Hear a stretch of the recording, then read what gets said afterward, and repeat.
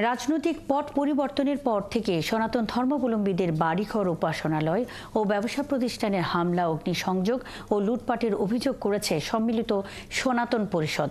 সকালে ঢাকা রিপোর্টার্স ইউনিটিতে সনাতন ধর্মাবলম্বীদের বিভিন্ন সংগঠনের একটি সম্মিলিত জোট সংবাদ সম্মেলনে আন্তর্জাতিক কৃষ্ণ ভাবনামৃত সংঘ ইসকন সম্পর্কে উদ্দেশ্য প্রণোদিত অপপ্রচারেরও প্রতিবাদ জানায়।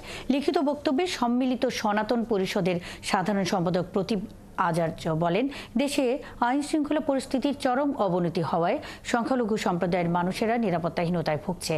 পাশাপাশি চট্টগ্রামে হাজারীগলিতে হিন্দু সম্প্রদায়ের 19 জনের বিরুদ্ধে রাষ্ট্রদ্রোহের মামলা প্রত্যাহার করে মুক্তির দাবিও করেন তিনি।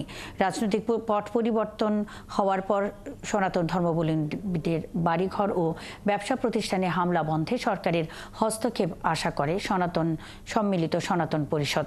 অন্যথায় পরিস্থিতি বিবেচনায় হিন্দুরা বৃহত্তর আন্দোলনে যেতে প্রস্তুত বলেও উল্লেখ করে সংগঠনের নেতারা।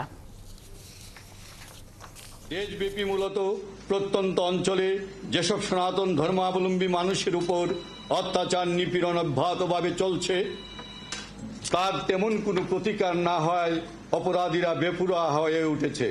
আমরা এ বিষয়ে সেনাবাহিনীর সুদৃষ্টি কামনা করছি, যাতে এর ভীতিকর ও অনাকাঙ্ক্ষিত ভূমিকায় কেউ অবতীর্ণ আর না হন, সেদিকে যেন তাদের লক্ষ্য থাকে।